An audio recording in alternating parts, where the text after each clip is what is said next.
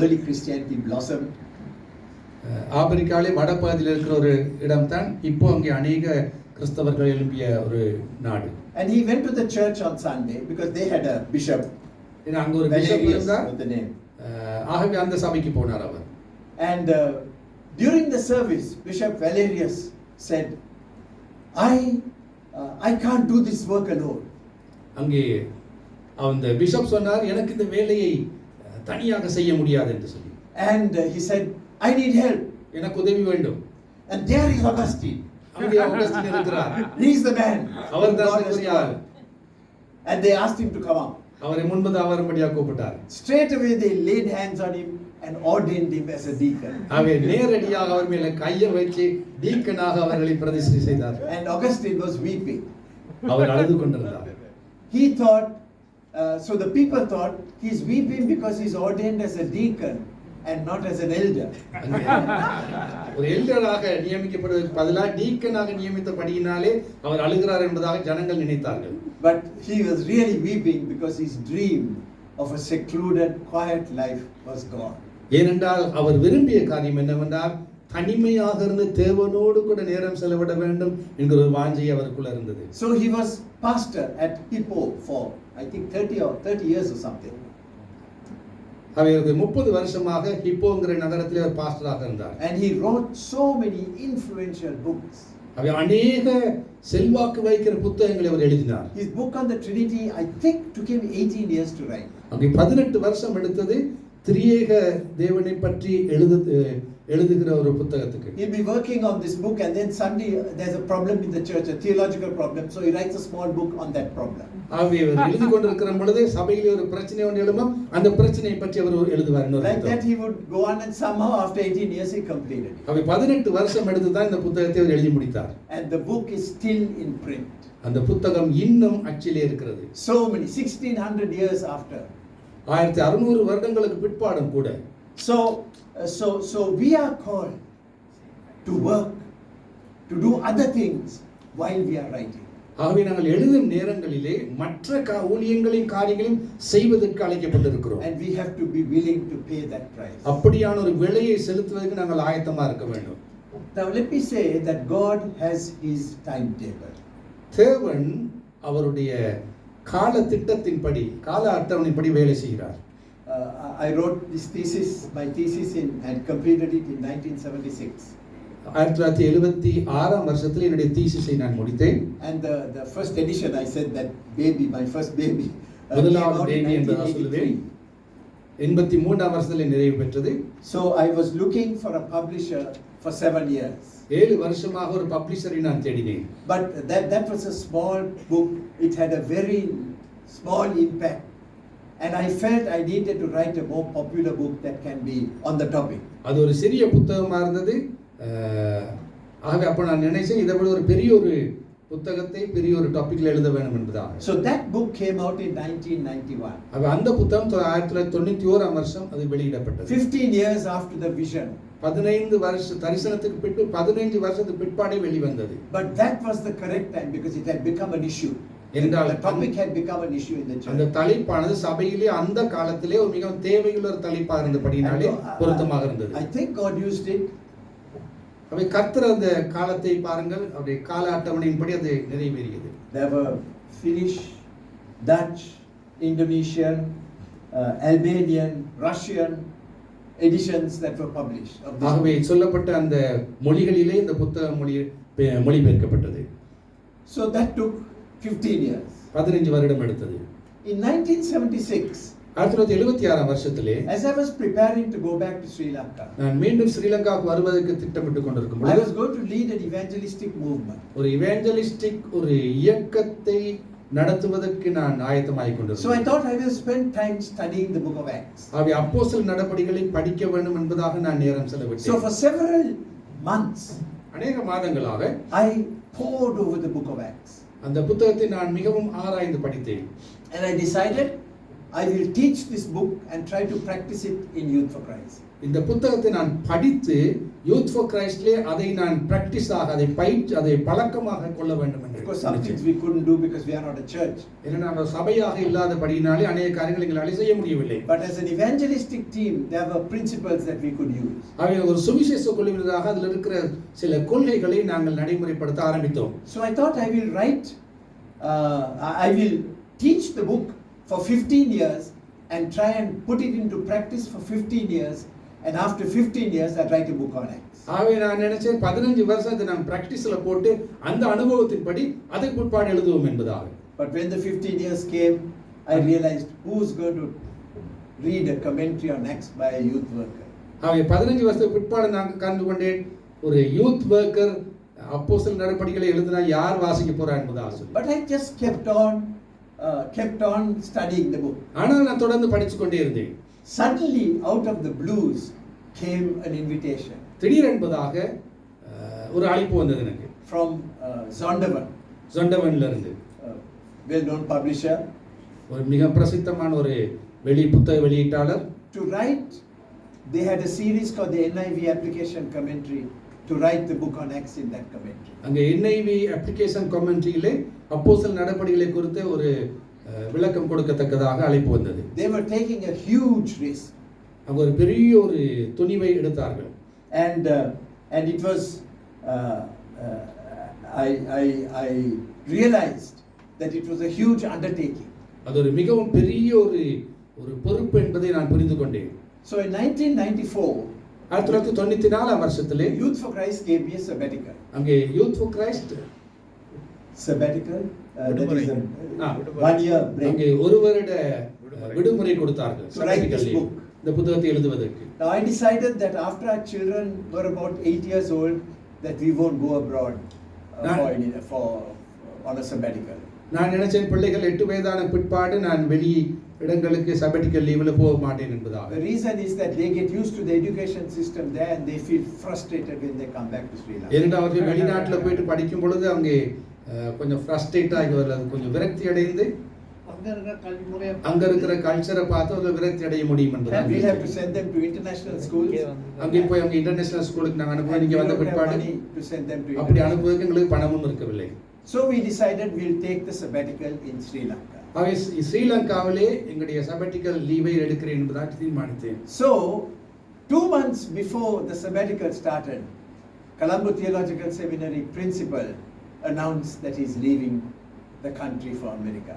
ஆகவே sabbatical leave எடுக்கிறதுக்கு 2 மாதத்துக்கு முன்பதாகவே கொழும்பு இறையியல் கல்லூரியில் இருக்கிற பிரின்சிபல் தான் வெளிநாடு போகிறேன் என்பதாக கூறினார். And I was the chairman of the board. அந்த போர்ட்ல நான் சேர்மனாக இருந்தேன். They looked for somebody. அங்க யாரையாவது ஒருவரை தேடினார்கள். And they couldn't find. யாரையும் கண்டுகொள்ள முடியவில்லை. So Ajit, you will have to do this job.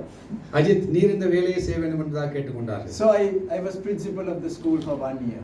ஒரு வருடம் நான் அங்கே அந்த கல்லூரியின் பிரின்சிபலாக இருந்தேன். I feel like crying when I think of that 1 year. அந்த ஒரு வருஷத்தை நான் நினைத்து பார்க்கும் பொழுது நான் மிகவும் அழுகிற ஒரு நிலையில இருந்தேன். My aim was to study for 40 hours a week and to look after the school for 20 hours a week. அங்கே அந்த இலக்கு என்னவாக இருந்ததுன்னா 40 மணித்தியாலம் படிக்கவும் 20 மணித்தியாலம் பாடசாலை மேற்பார்வை செய்யவும். I never was able to achieve that. அதை என்னாலே அடைய முடியவில்லை. But somehow I managed to finish the book. எப்படியோ இந்த புத்தகத்தை நான் முடித்தேன். While I was writing, I sent a sample. They wanted to have a sample. நான் எழுதும் பொழுது ஒரு சாம்பிளை அவர்கள் எதிர்பார்த்தார்கள் வெளியீட்டாளர்கள். I told you they are taking a big risk. அங்க ஒரு பெரிய ஒரு துணிவு எடுத்தார்கள்.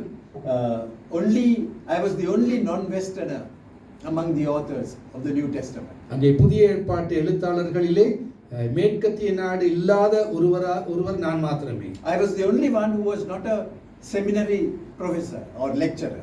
நான் ஒருவன் மாத்திரம்தான் செமினரி லெக்சராக இல்லாத ஒருவர்.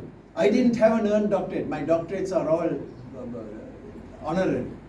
என்னுடைய டாக்டரேட் எல்லாமே அது கணத்துக்குரியதாக இருந்ததை ஒழிய அங்கே படித்து அல்லது சம்பாதித்த ஒரு டாக்டரேட் அல்ல. So I sent my sample. அவனுடைய பிரதிகளை நான் அனுப்பினேன். And he came back with comments. அங்கே கமெண்ட்ஸ் வந்தது. One comment was, now Zondervan is a part of HarperCollins, which is a big publishing concern. இங்கே சொந்தவன் என்பது மிகவும் பிரசித்தமான ஒரு வெளியிடும் ஒரு ஸ்தாபனம். The big editor of HarperCollins had said, this could be a series that any seminary professor will recommend. அவை அவர் கூறிய காரியம் என்றால் இந்த அஜித் எழுதிய அந்த புத்தகமானது எந்த not this my book but the series எழுத போற அந்த புத்தகமானது எந்த இறையியல் கல்லூரிக்கும் அது பொருத்தமானதாக இருக்கும் என்பதாக. And this one of the reviewers, well known New Testament scholar, பிரசித்தமான ஒரு புதிய ஏற்பாட்டு ஒரு கல்விமான் scholar, he said with this book, with Ajit Fernando's book, we might lose that recommendation. Ajith Fernando அவருடைய எழுத்தாக்கத்தின்படி அந்த இலக்கை நாங்கள் இழந்து விடுவோம் என்பதாக கூறினார்கள். In other words, low quality. ஏனென்றால் தராதரம் அவ்வளவு குறைவாக இருக்கும் என்பதாக. Later I found that maybe I sent the wrong sample. பிற்பாடு தான் நான் யோசித்தேன், நான் தப்பான ஒரு சாம்பிளை அனுப்பினேனோ என்பதாக சொல்லி. It was on a very controversial passage and this person held a different view to mine. ஏனென்றால் அதில் ஒரு மிகவும் முரணான ஒரு வேத பகுதியை நான் டீல் பண்ணும் பொழுது அது அவருக்கு முரணானதாக தோன்றியது. When I read that comment, I was devastated. அந்த கமெண்டை நான் பார்த்த பொழுது நான் உடைஞ்சு போனேன். I went to the beach, கடற்கரைக்கு போய் walked up and down talking to God, அங்கமங்கும் அலைந்து நான் ஆண்டவரிடத்தில் பேசிக் கொண்டிருந்தேன். and I came back saying, I will somehow do this properly. நான் மறுபடியும் நான் சொன்னேன், எப்படியாவது இதை நான் மீண்டும் சரியாக செய்வேன் என்று. So I am grateful for that comment. அந்த கமெண்ட்டுக்கு நான் நன்றியாக இருக்கிறேன். Because it gave me a determination to do a good job. ஒரு நல்ல ஒரு வேலையை செய்ய வேண்டும் என்கிற ஒரு மன நிர்ணயத்தை எனக்கு கொடுத்தது. Well, I completed the book. It came out in 1998. 1998 வருஷம் இந்த புத்தகம் வெளிவந்தது. 600 pages. 600 பக்கங்கள். And it has done very well. And still it's selling. இன்னும் அந்த புத்தகம் விற்பனை ஆகிக் கொண்டே இருக்கிறது. And it's in about 10-15 software packages. அது இன்னும் different packages. 10-20 சாஃப்ட்வேர் பேக்கேஜஸ்களையும் அது அங்கே போடப்பட்டிருக்கிறது. Another I'm just talking about how our timing is not God's timing. நான் என்ன சொல்ல வருகிறேன் என்றால் எங்களுடைய நேரம் கர்த்தருடைய நேரம் அல்ல என்பதையே நான் இவைகளுக்கூடாக உங்களுக்கு வலியுறுத்தி காட்டுகிறேன். When I visited the Zondervan publishers for the first time, முதலாவது முறையாக Zondervan publishers-ஐ நான் சந்திக்கும் பொழுது I told them my desire is to write expositions that are practical. நான் சொன்னேன், நடைமுறை வாழ்க்கைக்கு ஒத்த வேத வியாக்கியானங்களையே நான் எழுத விரும்புகிறேன் என்பதாக. And they gave me a book from another publisher as part of a series called Preaching the Word. வசனத்தை எப்படி பிரசங்கிப்பது என்கிற தலைப்பிலே சில புத்தகத்தை கொடுத்தார்கள். And there they said, this is a good model for you to follow. நீர் பின்பற்றுவதற்கு இது நல்லொரு மாதிரி புத்தகம் என்பதாக காட்டினார்கள். About 10 years after that, 10 வருஷத்துக்கு பிற்பாடு I was invited to write the book of Deuteronomy. உபாகமம் in that series. உபாகம புத்தகத்திலிருந்து ஒரு சீரிஸ் எழுதத்தக்கதாக எனக்கு அழைப்பு கொடுத்தார்கள். I had been studying Deuteronomy because I work a lot with the poor, and Deuteronomy has a lot of wonderful insights.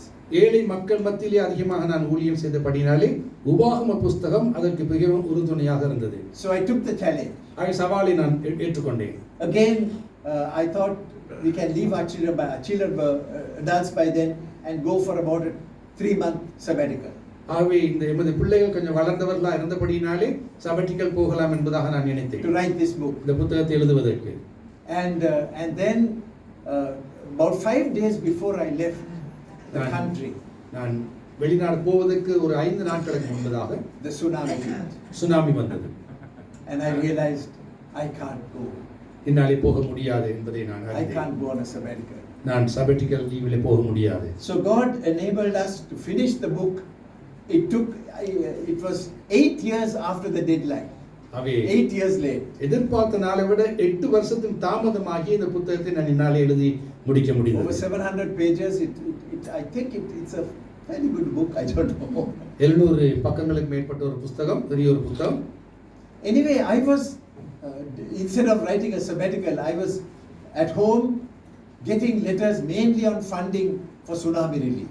அவை இந்த நாட்களிலே tsunami ரிலீஃபுக்காக பணம் தேவை என்கிற அந்த கடிதங்கள் தான் ஏராளமாக வந்தது எனக்கு. I would get about 250 letters a day. ஒரு நாளைக்கு எப்படி 250 கடிதங்கள் வந்தது. And I decided that I won't go to sleep until I finish that day's letters. அந்த நாளின் கடிதங்களை நான் பார்த்து அதில் பதிலளிக்க நடவடிக்கை எடுக்காவிட்டால் என்னாலே தூங்க முடியாது. Some days I would be up till 5 o'clock in the morning. ஞாயிற்றுக்கிழமை விடியற்காலை 5 மணி மட்டும் நான் விழித்திருப்பேன். And I was feeling sorry for myself. எனக்கு நானே துக்கப்பட்டுக் கொள்வேன். Yeah, I was going to be in the luxury of a seminary, writing a book on Deuteronomy, and here I am writing letters on money. அங்கே செமினரிக்கு போயிட்டு அங்கே ஒரு பெரிய ஒரு புத்தகத்தை எழுதக்கூடிய ஒரு நிலையில இருக்க வேண்டிய நான் இப்போ பண பிரச்சனைகளுக்கு பரிகாரம் அளிக்கத்தக்கதான ஒரு நிலையில இருக்கிறேன் என்பதாக.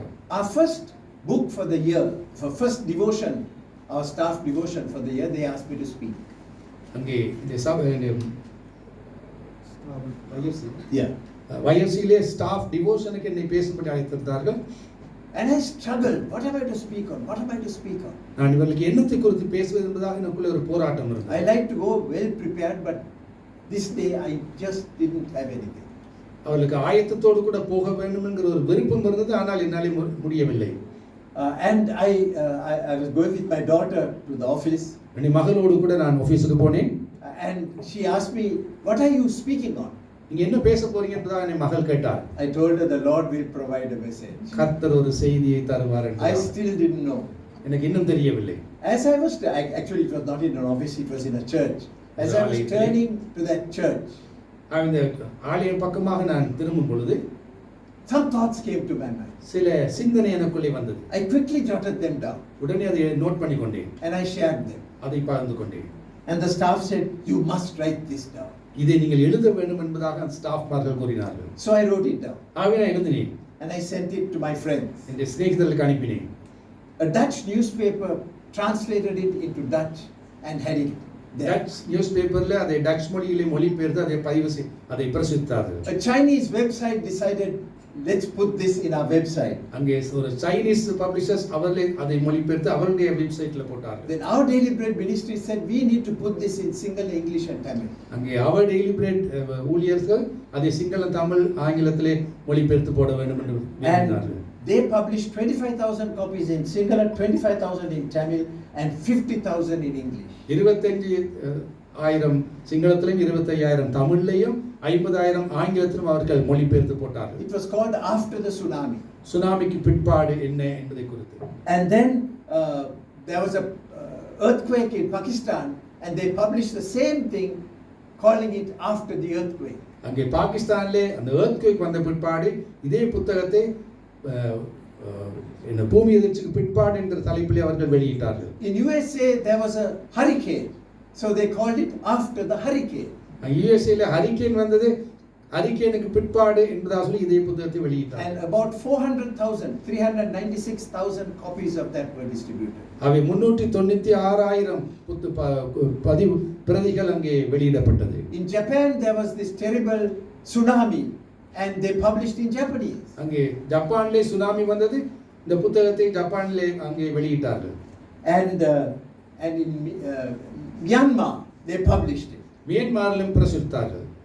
Like Spanish in Mexico they did it. மெக்சிகோவிலேயும் அதை பிரசுரித்தார்கள்.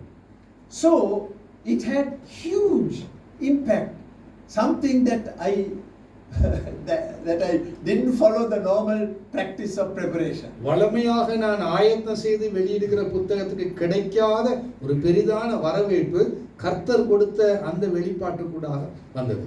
So we were able to then they took the booklet and they came to Sri Lanka. A TV crew came to Sri Lanka and did a program with me. ஆகவே அந்த ஒரு TV குழுவினர்கள் வந்து அங்கே ஸ்ரீலங்காவுக்கு வந்து அங்கே சில படம் எடுத்தார்கள் இந்த புத்தகத்தின் அடிப்படையில். On God, where is God during the tsunami? Tsunami காலத்திலே தேவன் எங்கே இருந்தார் என்பதை குறித்து. And the estimated audience of that was about 800,000. 800,000 பேர் அந்த படத்தை அவர்கள் பார்த்தார்கள். And so God has his time.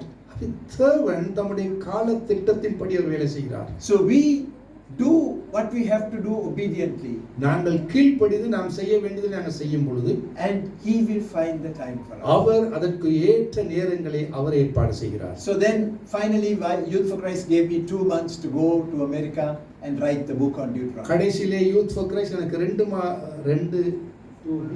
months. 2 மாத விடுமுறை கொடுத்தார்கள் அமெரிக்காவுக்கு போய் அந்த புத்தக காரிய ஊழியங்களை செய்யத்தக்கதாக. And